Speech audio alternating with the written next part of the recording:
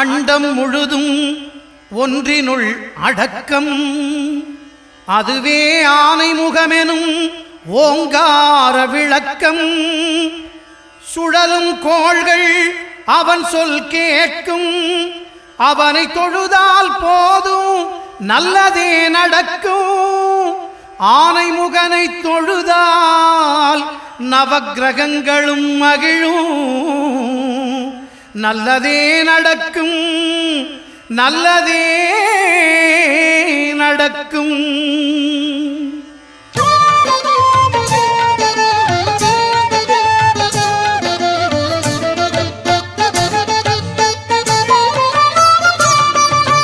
ஒன்பது கோளும் ஒன்றாய் காண அங்கு கற்பகம் என்னும் கடவுளின் மெய்யில். ஒன்பது கோளும் ஒன்றாய் காண அங்கு கற்பகம் என்னும் கடவுளின் மெய்யில்.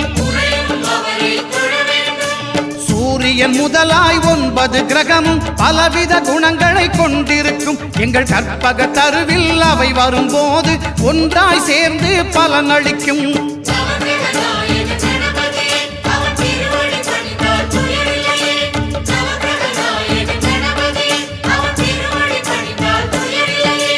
ஒன்பது கோளும் ஒன்றாய் காண அங்கு கற்பகம் என்னும் கடவுளின் மெய்யில்.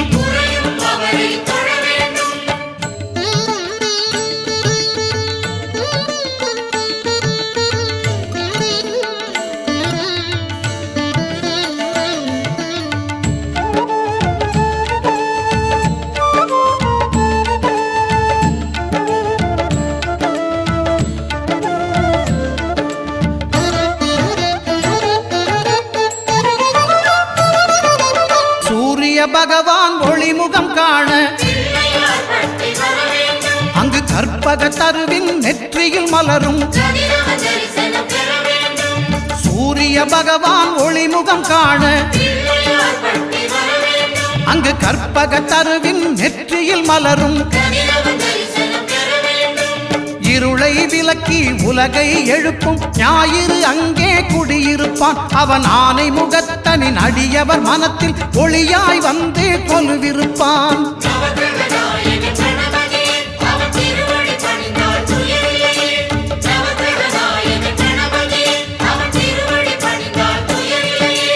ஒன்பது கோளும் ஒன்றாய் காண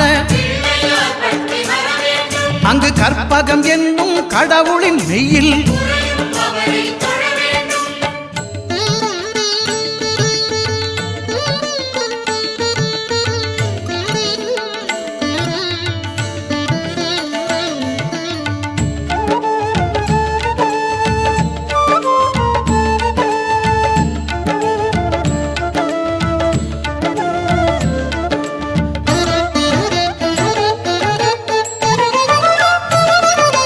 திங்கள் பகவான் திருமுகம் காண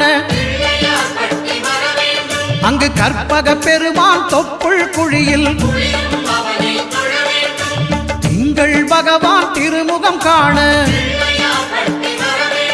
அங்கு கற்பக பெருமான் தொப்புள் குழியில்.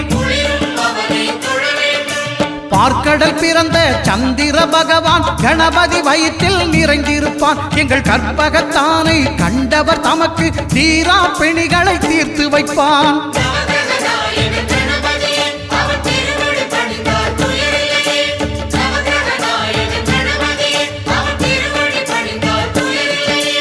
ஒன்பது கோளும் ஒன்றாய் காண அங்கு கற்பகம் என்னும் கடவுளின் மெய்யில்.